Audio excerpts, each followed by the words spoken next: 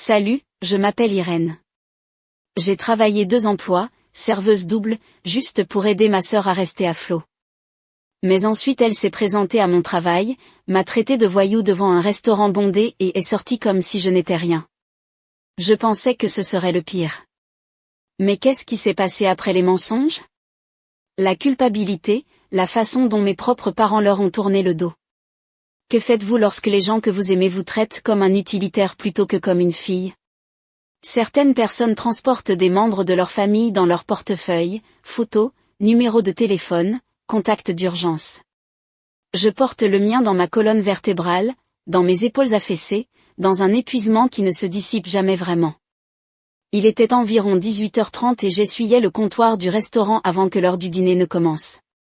Les plafonniers bourdonnaient doucement et une légère odeur de marinara s'accrochait à l'air. J'avais travaillé en double toute la semaine, remplaçant un collègue qui avait démissionné sans préavis. Mon manager ne me regardait presque plus, il me jetait juste un torchon et marmonnait « Tu es une bouée de sauvetage ». Je ne le suis pas.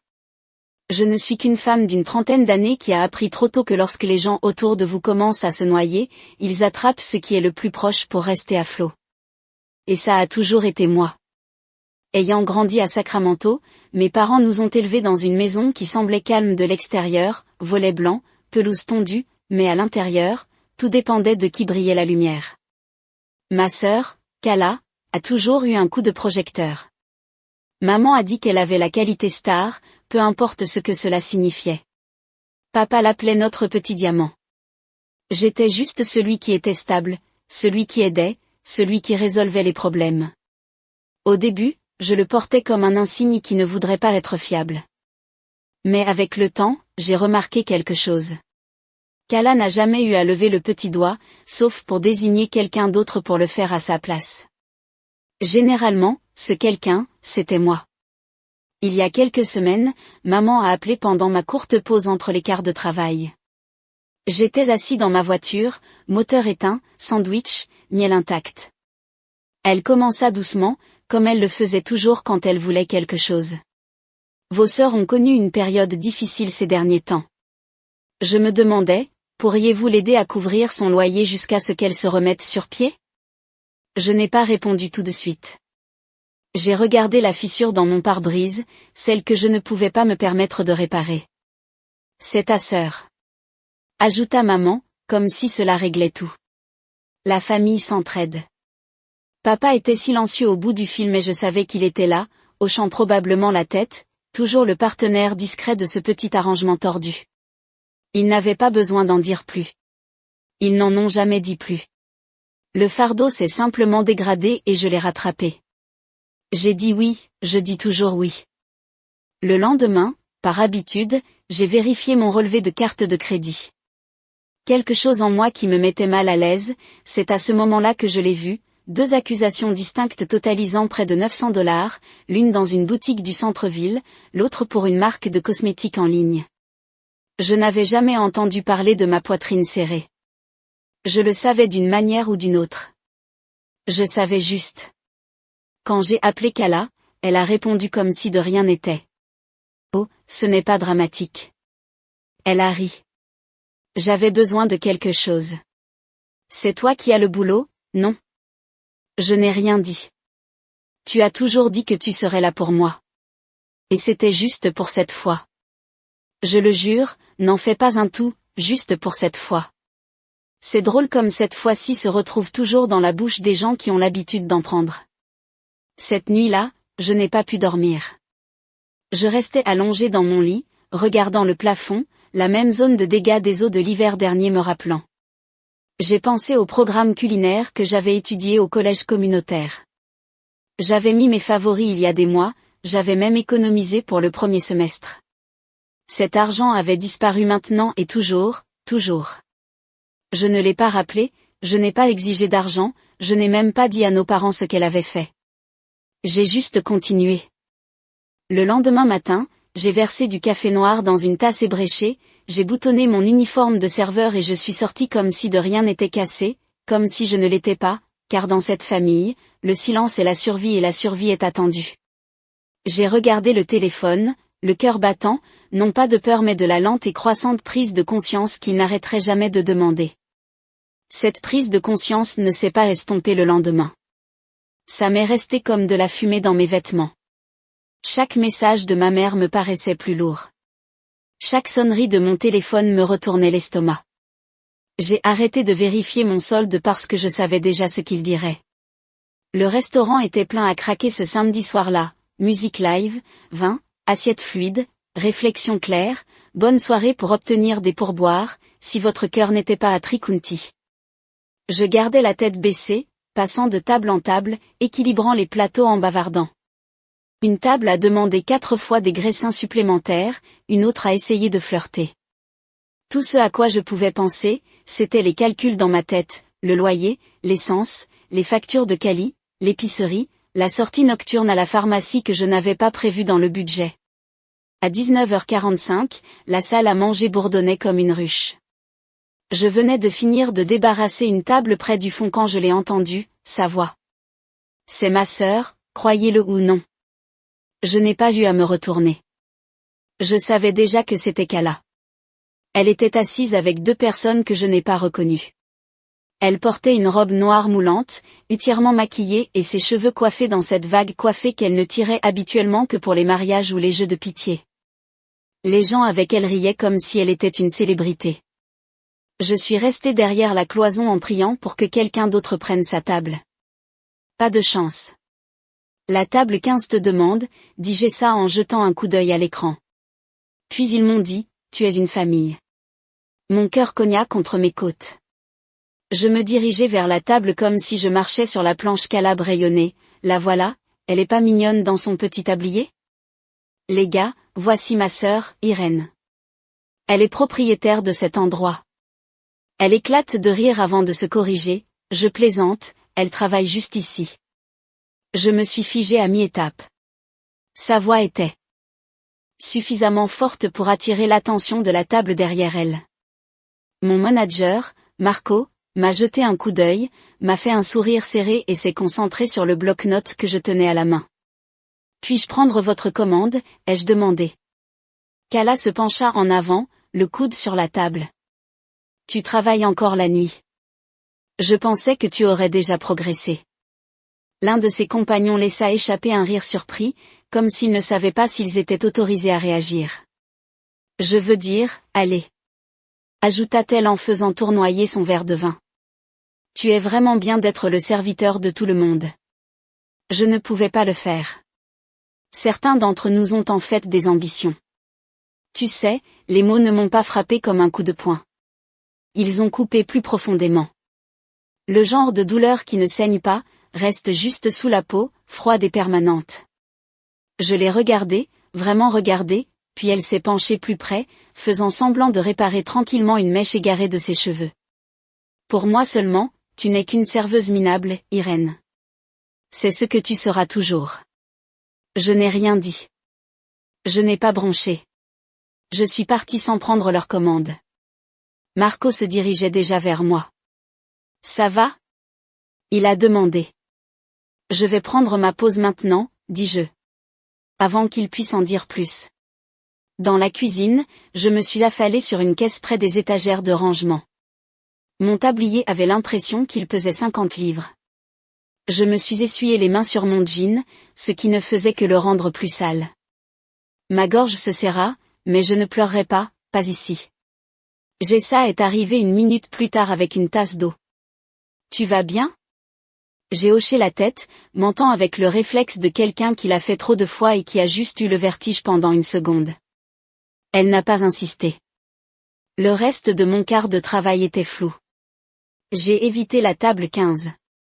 Un autre serveur l'a récupérée. Kala n'a pas essayé de m'arrêter en partant. Pas de vague, non merci. Juste le bruit de ses talons claquant sur le carrelage comme si de rien n'était. J'ai quitté le travail après minuit. L'air était vif, enfin frais après une chaude journée. Je suis rentré chez moi à pied, je n'ai pas attendu le bus, je n'ai pas appelé de chauffeur. J'avais plus besoin de silence que de m'asseoir. Sa voix résonnait dans ma tête, tu n'es qu'une serveuse médiocre. C'était une chose qu'il fallait tenir pour acquis à huis clos, mais ça, c'était différent. Je n'ai pas pleuré en rentrant à la maison. Je n'ai pas versé de vin ni appelé personne pour me défouler. J'ai enfilé un pyjama, je me suis assis au bord de mon lit et j'ai juste regardé le sol. L'horloge sonnait après 1h30 du matin. Quelque part au fond de moi, quelque chose craqua doucement, sans cérémonie. Je ne pouvais pas continuer à la laisser faire ceci et juste comme ça. Je savais que ce n'était pas la pire chose qu'elle pouvait faire. Ce n'était que le début. Le lendemain matin arriva lentement, comme une ecchymose se formant sous la peau. Calme au début, puis indubitable. Je prends mon café comme d'habitude, regardant par la fenêtre de la cuisine un voisin promener son chien. C'était un dimanche, je pense, le genre de jour que l'on est censé utiliser pour se reposer ou prendre un brunch, ou se promener dans un marché de producteurs avec quelqu'un qui vous tient la main. Au lieu de cela, je me suis assis en silence. L'écran de mon téléphone s'est allumé avec des textes non lus de Kala. Son ton était joyeux comme si de rien n'était, comme si m'humilier devant des inconnus était un nuage passager que nous pourrions tous oublier. Et, tu veux venir plus tard ? J'ai découvert ce film que nous aimions quand nous étions enfants. Pas une excuse, pas un seul mot de remords, juste toujours la même chose, comme toujours. 3 jours plus tard, je me suis arrêtée chez mes parents pour déposer une boîte de vêtements d'été. Ils m'avaient demandé de retirer du stockage. Je n'avais pas prévu de rester longtemps. L'air y était toujours plus lourd. Alors que je déposais la boîte près de la porte, j'entendis des voix venant de la cuisine, maman, douce et exaspérée. Papa, bas et calme, un rythme familier. Ce n'est pas comme la dernière fois que nous avons payé sa facture de carte de crédit. Mon père a dit qu'Irène ne l'avait jamais découvert et que cela avait aidé Kala à traverser cette période difficile.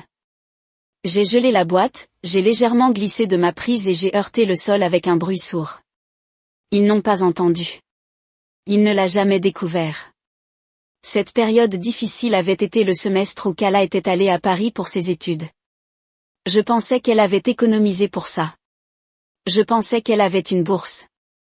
Je lui avais même envoyé un colis de soins avec mes conseils cachés dans un livre, bêtement fier d'elle. Mais maintenant, cela avait été financé par mes parents dans mon dos. Et pire encore, ils ne me l'ont jamais dit. Je suis partie sans rien dire. Je n'ai pas frappé, je n'ai pas attendu qu'ils le remarquent. Je suis sortie avec le son de leur voix tourbillonnant toujours dans ma tête comme des échos dans une maison qui n'a jamais vraiment été la mienne. Le lendemain après-midi, j'ai retrouvé Camille pour un déjeuner dans une petite sandwicherie près de son bureau. Nous ne nous étions pas vus depuis quelques semaines, ce qui était rare pour nous. Normalement, elle était ma personne, celle qui ne bronchait pas quand je disais que j'étais trop fatiguée pour parler, celle qui apportait de la soupe quand je tombais malade mais que quelque chose n'allait pas. Elle était polie, voire gentille, mais son sourire n'atteignait pas vraiment ses yeux. Elle ne m'a pas posé de questions sur mon travail ou ma famille, elle a juste parlé de son nouveau voisin du dessus qui pratiquait la trompette trop fort à 22h. À mi-chemin de sa salade, elle posa sa fourchette et dit « Irène, puis-je te demander quelque chose ?» J'ai hoché la tête. « Saviez-vous ? Kala m'a emprunté de l'argent. » J'ai cligné des yeux sur ce qu'elle a dit. C'était juste une chose à court terme, un loyer d'urgence. Je pensais que tu l'aidais, alors elle doit être bonne pour ça. Je lui ai envoyé $400. C'était il y a 2 mois. Ma bouche est devenue sèche. Je ne le savais pas, bien sûr que non. Elle m'a fantôme. Après cela, a poursuivi Camille, elle n'a pas répondu au message. Je ne voulais pas en parler, mais je pense qu'elle m'a utilisé et je pense qu'elle a utilisé ton nom pour le faire. Je voulais dire quelque chose, n'importe quoi, mais tout ce qui est ressorti, c'est « je suis désolée ». Elle sourit, mais ce n'était pas chaleureux, c'était résigné. Je sais que ce n'est pas ta faute, dit-elle doucement, mais je pense que j'ai besoin d'un peu d'espace.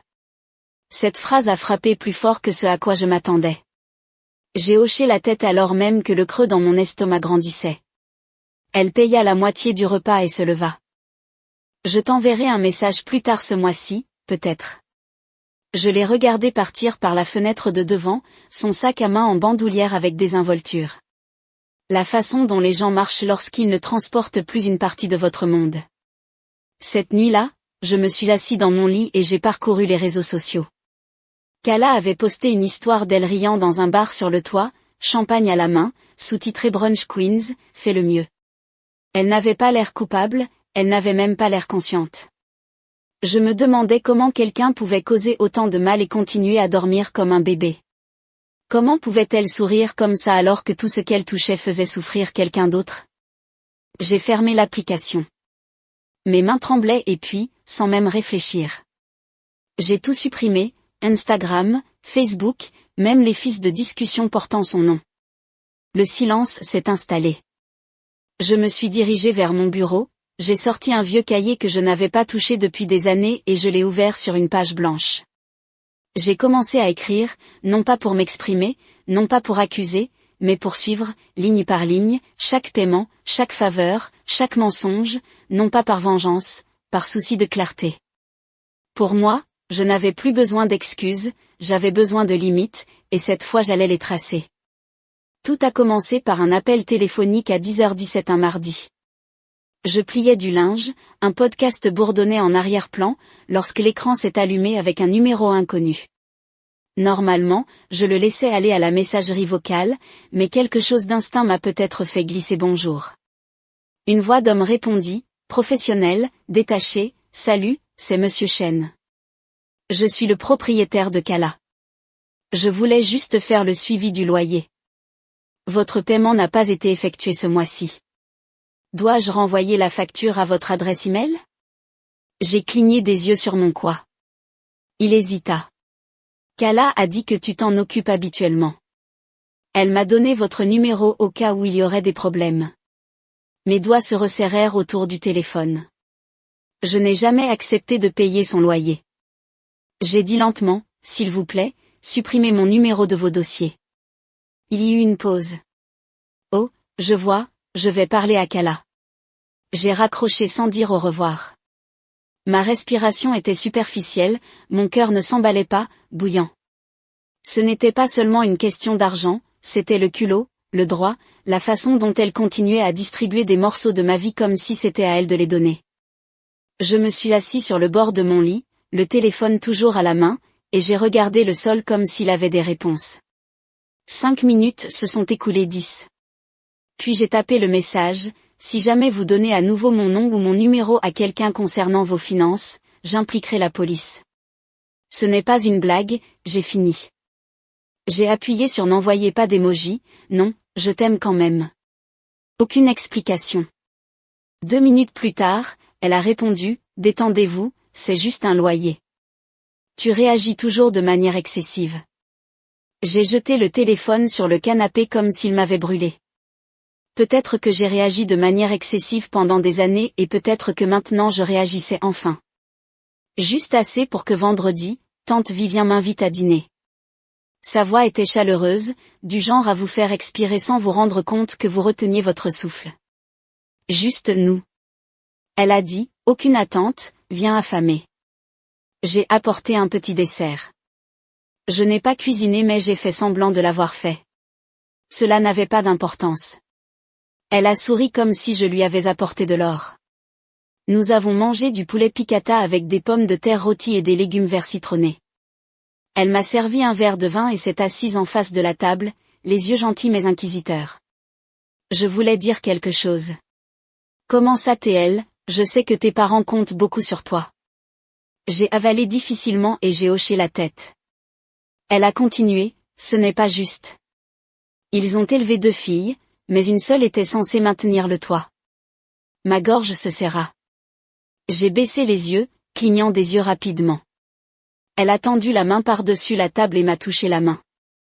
Vous n'êtes pas obligé de continuer à le faire, vous avez le droit de dire non.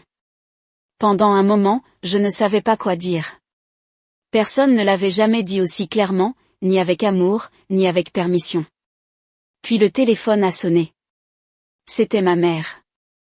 Vivian soupirait déjà, sachant que je décrochais uniquement parce que je ne voulais pas mentir plus tard. Tu parles de nous?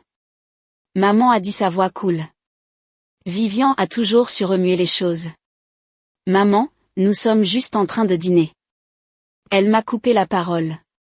N'oublie pas qui t'a aidé à payer ton premier mois de loyer, Irène, ne laisse pas les gens te remplir la tête. Vivien m'a pris le téléphone calmement et gracieusement et m'a dit, peut-être que si vous éleviez vos deux filles de la même manière, Irène n'aurait pas à continuer de nettoyer vos dégâts. Elle a mis fin à l'appel sans autre mot. Ma mâchoire est devenue détendue. Tu n'étais pas obligé, je l'ai fait. Dit-elle en versant un autre verre parce que personne d'autre ne l'a jamais fait. Après le dîner, j'aidais à faire la vaisselle. Le silence entre nous était doux, pas gênant. Elle m'a tendu une serviette et m'a dit, tu es plus fort que tu ne le penses, mais fort ne veut pas dire silencieux. Je suis rentrée chez moi juste avant 22 heures. Les rues étaient calmes, les phares allumés sur l'asphalte humide. Quand je suis arrivée à mon appartement, je n'ai pas allumé la télévision ni vérifié mon téléphone. Je me suis assis à la table de la cuisine et j'ai ouvert le même cahier de l'autre soir et cette fois, au lieu de lister les dettes, j'ai dressé une nouvelle liste, les limites.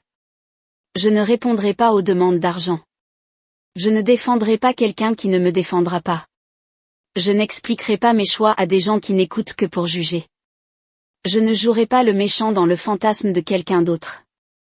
J'ai fermé le carnet, me suis penchée en arrière et j'ai murmuré à voix haute, j'ai dit oui toute ma vie. Il est peut-être temps qu'ils entendent un non. Et s'ils n'aimaient pas la suite, c'était leur problème, pas le mien. Je me suis couchée ce soir-là avec un étrange calme dans la poitrine, pas de poignée de main, pas de boule dans la gorge, juste le silence, celui qui remplit une pièce après qu'une porte ait été fermée pour de bon. Mais cette pièce a duré moins de 36 heures. Je me suis réveillée jeudi matin avec un message qui m'a tordu le ventre avant même de déverrouiller l'écran.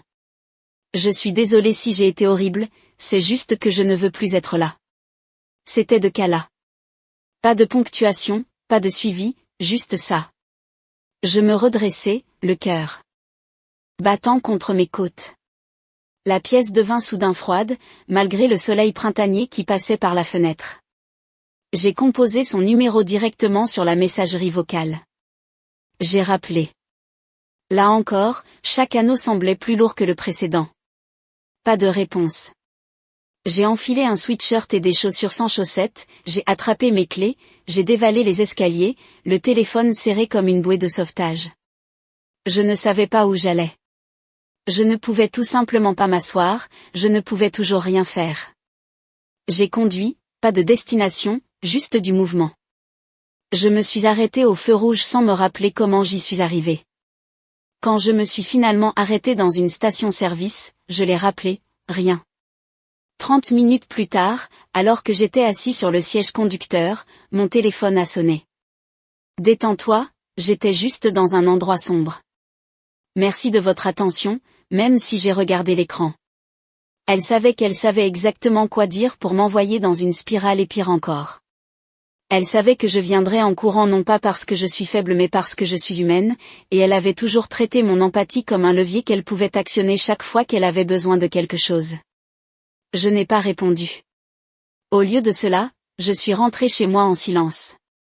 Le seul bruit était le crissement occasionnel de mes pneus sur le trottoir. Le temps avait changé, la lumière du soleil était atténuée par les nuages. Ce soir-là, j'ai plié le linge pendant que mon téléphone vibrait à nouveau. Cette fois, c'était ma mère. Je n'ai pas décroché. Elle a laissé un message vocal. Irène, je ne comprends pas comment tu peux abandonner ta sœur alors qu'elle souffre visiblement. Tu étais gentille avant. Qu'est-ce qui t'est arrivé? 1 heure plus tard, un autre appel, celui-ci de papa. Sa voix était plus lourde, plus lente. Tu n'es pas toi-même, chérie. Ce n'est pas comme ça qu'on t'a élevé. La famille passe toujours en premier. J'ai posé le téléphone face contre terre sur la table et je me suis assis à côté comme s'il risquait d'exploser. Que dis-tu aux gens qui n'aiment que la version de toi qui se brise pour les nourrir? J'ai essayé d'écrire ce que je ressentais, mais les mots me semblaient trop polis, trop filtrés. Alors j'ai ouvert mon application de mémo vocal et j'ai appuyé sur enregistrer. Ils ne m'aiment pas, ils aiment ce que je fais pour eux. Dis-je doucement, presque effrayée de l'entendre à voix haute. Et maintenant que j'ai arrêté, ils ne savent plus quoi faire de moi. Je n'ai pas pleuré, pas cette fois. Au lieu de cela, j'ai désactivé les notifications pendant 48 heures. J'ai ignoré chaque appel, chaque tintement, chaque émoji désespéré, comme sur des roulettes, le ton a changé. Le message suivant de Cal était plus froid. Donc je suppose que vous avez décidé que vous valiez mieux que nous tous, c'est bon à savoir. Puis une autre, je n'aurais pas dû attendre quoi que ce soit de la part de quelqu'un qui se cache derrière des frontières pour justifier son égoïsme. C'était la dernière astuce du playbook de la culpabilité, transformant le blâme en une arme. Mais cette fois il n'a pas atterri. Le dimanche matin, je me suis assis à la table de la cuisine, au même endroit où j'avais autrefois énuméré les limites, et j'en ai ajouté une de plus. Je ne me laisserai pas manipuler par la peur, la culpabilité ou la honte. J'ai ouvert un nouveau message de groupe de discussion, juste la famille. J'ai tapé lentement, soigneusement, sans rage, sans excuse, avec effet immédiat. Je ne suis plus responsable financièrement de Kala. Je ne répondrai pas aux demandes futures ni aux pressions de tiers. J'ai besoin d'espace. J'ai besoin de paix. J'espère que vous respecterez cela. Je l'ai lu 2 fois. Puis appuyé sur envoyer. Le message est sorti à 9h04. J'ai posé le téléphone, me suis dirigé vers la fenêtre et j'ai ouvert les stores. Le ciel s'éclaircissait, la lumière du soleil se répandait à travers les nuages comme un souffle. Après l'avoir tenu trop longtemps, mes mains tremblaient encore, mais ma respiration était stable. Ce que je ne savais pas alors, c'était jusqu'où ils allaient pour casser ce morceau. 3 matinées se sont écoulées sans appel, sans SMS, sans coup. J'ai commencé à penser que peut-être le silence tiendrait. Peut-être que cette fois il m'avait entendu. Puis, par un jeudi après-midi calme, alors que je rentrais chez moi après avoir travaillé au café, Jessa m'a fait signe de l'autre côté de la rue. Elle avait l'air inhabituellement hésitante, presque penaude. Et, a-t-elle appelé alors que nous approchions du coin? Question bizarre, mais cette montre vintage n'était-elle pas la vôtre, celle en argent? Je jure. Je l'ai vue hier en revente Lope. Mes pas ont ralenti. Que veux-tu dire? Elle a sorti son téléphone, a fait défiler puis a tourné l'écran vers moi. Là, c'était la pièce d'horlogerie vintage en argent que j'avais passé 4 mois à conserver pour celle que j'avais offerte à Kala pour son anniversaire, celle sur laquelle elle pleurait, jurait de la garder pour toujours, les minuscules inscriptions encore visibles sur la photo. Pour chaque seconde où tu rêvais à voix haute, aime Irène. La publicité était simple, sans sentiment, sans histoire, mais élégante, 5 $ au BO. Mon estomac s'est effondré. Le monde ne s'est pas incliné, il s'est resserré. Je n'ai rien dit à Jessa, je l'ai juste remercié et je suis parti. Je n'étais même pas en colère, pas à la manière des cris brûlants. Il faisait plus froid que ça. Elle n'avait pas seulement pris de l'argent, elle avait vendu la seule chose que je lui avais donnée du plus profond de moi. Elle n'a pas vendu la montre, elle a vendu mon amour. Cette nuit-là, il a plu à Sacramento, une pluie douce qui n'atteint que vos fenêtres, pas votre toit. J'ai préparé un dîner simple, rien d'extraordinaire. J'ai mangé seul, j'étais à moitié en train de faire la vaisselle quand je l'ai entendu frapper 3 coups secs sur la porte d'entrée, puis 2 autres plus rapidement. Je me figeai, le plat toujours en main. J'ai marché tranquillement vers le Judas. C'était Kala. Elle portait une blouse blanche, le maquillage étalé juste assez pour suggérer le chaos, mais pas assez pour cacher la robe de créateur en dessous. Irène, a-t-elle crié pour ouvrir la porte. Je n'ai pas bougé. Je sais que tu es à la maison. J'ai vu ta lumière s'allumer. J'ai glissé la chaîne de verrouillage et j'ai ouvert la porte de quelques centimètres seulement. Que veux-tu? J'ai demandé. Ses yeux brillèrent. J'ai besoin d'un endroit où dormir juste pour quelques nuits. J'ai été expulsée. Ma voix est restée basse. Tu as toujours ce manteau et un sac Louis Vuitton. Mon Dieu, est-ce une question d'apparence? Maintenant tu penses que je n'ai pas de difficulté juste parce que je n'en ai pas l'air? Je n'ai pas répondu. Elle appuya plus fort. Tu dois me laisser entrer. Tu es ma sœur. Je n'ai nulle part ailleurs. Je secouai la tête. Tu as fait ce lit, Kala, ne sois pas choquée. Il fait froid. Sa voix s'est aiguisée, tu vas sérieusement me rebuter. Tu es tellement sans cœur. Quel genre de sœur fait ça? Je me suis penchée en avant juste assez pour qu'elle puisse m'entendre clairement, le genre de personne qui a finalement appris à survivre. Puis j'ai fermé la porte. Sa voix s'élevait de l'autre côté, quelque chose comme un abandon, une trahison, mais elle était maintenant étouffée, comme si elle criait à l'intérieur d'un rêve. Je me suis assis sur le canapé. Mes mains tremblaient, mais elle ne se dirigeait pas vers la porte. Je n'ai pas poursuivi, je n'ai pas expliqué. Plus tard dans la nuit, le texte a commencé, vous le regretterez. Tu agis comme si tu étais meilleur que tout le monde. N'oublie pas qui t'a aidé quand tu n'étais rien. Celle-là a touché une corde sensible, mais pas pour la raison qu'elle pensait, parce que je n'étais rien, je ne l'avais jamais été. Je n'étais tout simplement plus à elle. J'ai tapé une ligne, pas de ponctuation. Je n'ai jamais été rien, juste invisible pour toi. Puis j'ai bloqué le numéro. Je n'ai pas beaucoup dormi, mais je n'ai pas pleuré non plus. Le matin, j'ai changé les serrures.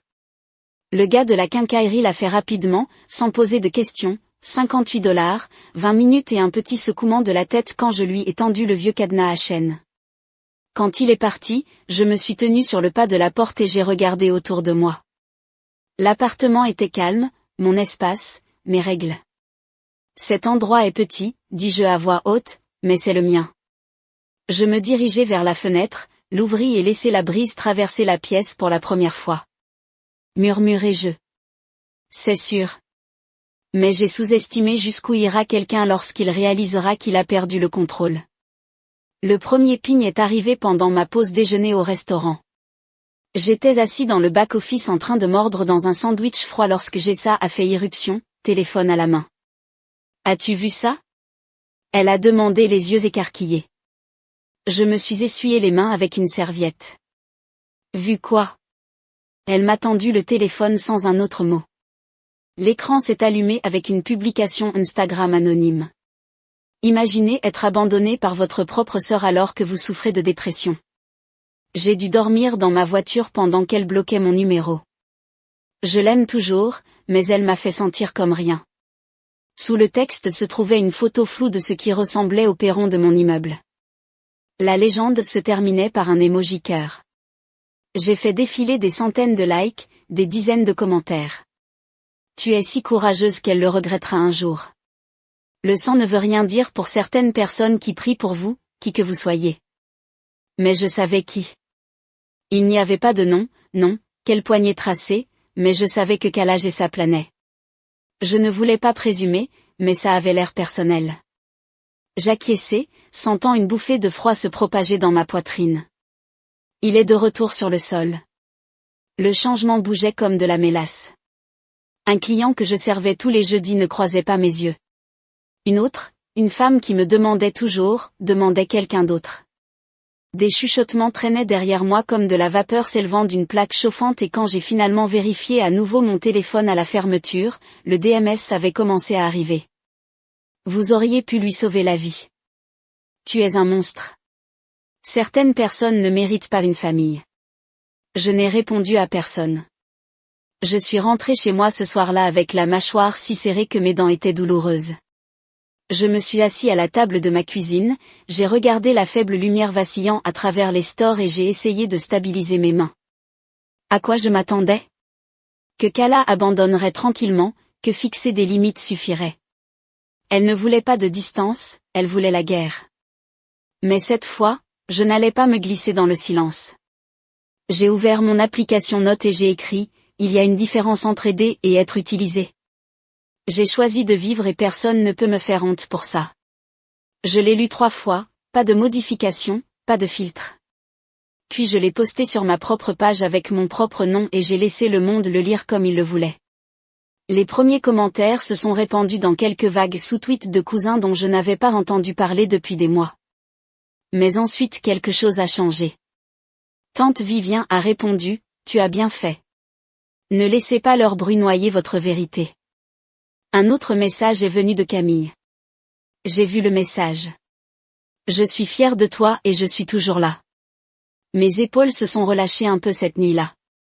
Le vent s'est levé à nouveau dehors, la pluie frappant légèrement la fenêtre comme si elle essayait d'être douce avec moi pour une fois.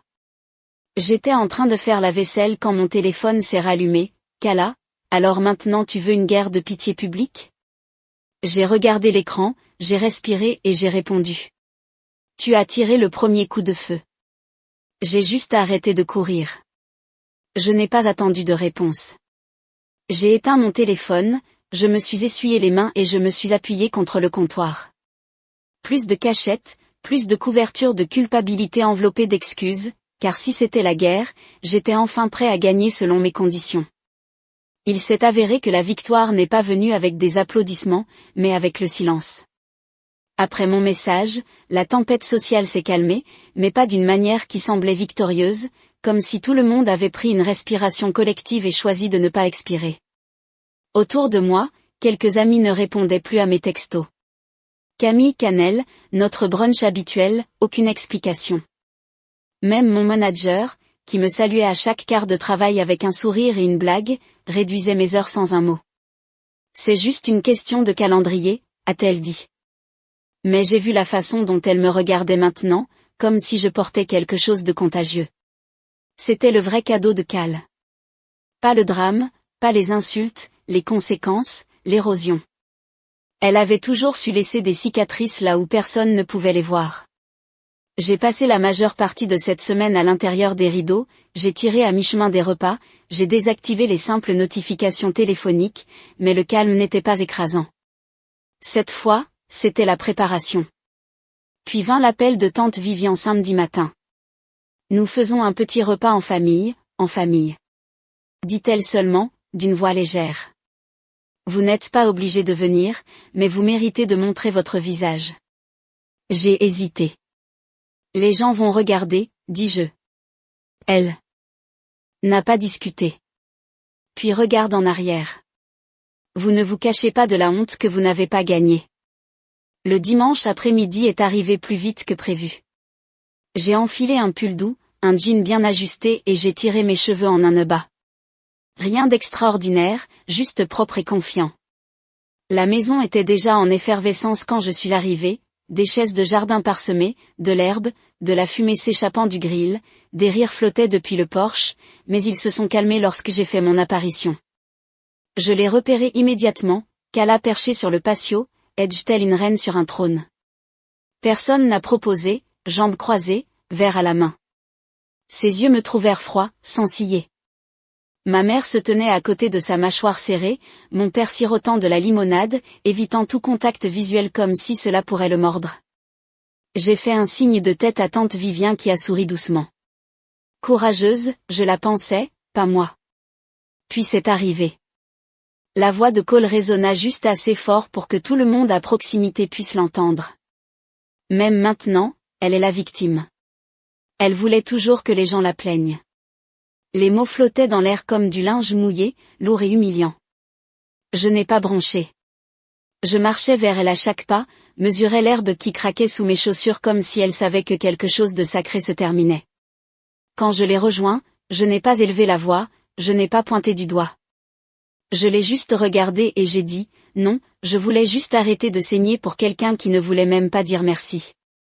La cour était silencieuse. Un cousin près du grill a applaudi 2 fois, puis s'est arrêté. Personne d'autre n'a bougé. Je me suis tournée vers Myriam qui m'a regardée comme si j'étais une étrangère, peut-être que je l'étais. Puis à Ronald, qui a déplacé son poids et a regardé au-delà de moi. Je ne continuerai pas à te donner une fille à sacrifier. Dis-je doucement, plus maintenant. Et je suis retournée à ma voiture, à ma vie. Personne ne m'a appelé, personne ne m'a suivi. Le soleil était plus bas quand je suis rentrée à la maison, zébrant Amber sur le plancher. J'ai enlevé mes chaussures, j'ai versé un verre d'eau et je me suis assis sur le canapé. Mon téléphone est resté silencieux. Pas de bourdonnement, pas de messages vocaux de culpabilité. Non, s'il vous plaît, revenez de n'importe qui, juste de moi, et dans cet espace, pour la première fois depuis des années, j'ai ressenti quelque chose comme la paix. Cela ne s'est pas déroulé dans une fin heureuse, mais cela semblait mérité. Toutes les batailles ne se terminent pas par le pardon. Certains finissent par la liberté. Les premiers jours qui ont suivi, c'était comme marcher pieds nus sur du bois dur neuf, calme, inconnu mais solide. Je n'ai pas eu de nouvelles de mes parents, pas une seule fois. Pas d'enregistrement, pas de culpabilité, de prières entrelacées ou de citations bibliques. L'air autour de moi s'était raréfié, étrangement, je pouvais mieux y respirer. Un soir, environ un mois après le repas, je me suis assis à ma petite table pour 2 personnes en train de manger de la soupe réchauffée et une tranche de pain grillé beurré. L'appartement bourdonnait avec le bruit sourd du réfrigérateur. Dehors, quelqu'un promenait son chien, ses médailles tintant faiblement à travers la fenêtre. Personne ne m'avait envoyé de texto de la journée. J'ai souri. Au début, le silence avait été comme une punition. Maintenant, ça ressemblait à de la musique. Le lendemain matin, j'ai pris le bus de la ville pour me rendre au community college dont je rêvais autrefois. Il faisait gris dehors, le genre de temps qui donnait à Sacramento un aspect doux sur les bords. Je suis entré dans le bureau des services aux étudiants et j'ai attendu derrière un jeune homme avec des écouteurs et une mère se disputant avec un enfant en bas âge. Quand ce fut mon tour, la femme au bureau sourit poliment. Programme art culinaire. J'ai dit des cours de nuit ou de week-end.